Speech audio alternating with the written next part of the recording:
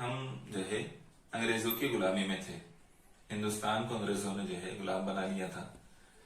جب وہ ہندوستان کو آزاد کرنے والے تھے اس سے پہلے 1946 میں دستور کی تیاری کا کام شروع ہوا. یہ اس بنا پر شروع ہوا کہ جو رہنما تھے آزادی کے، جنہوں نے آزادی کی جنگ لڑی تھی یا جو آزادی کے لیے لڑائی لڑ رہے تھے، ان کا ماننا تھا کہ ہم انگریزوں کے تیار کردہ قانون کے مطابق ہمارے اپنے ملک کو نہیں چلائیں گے.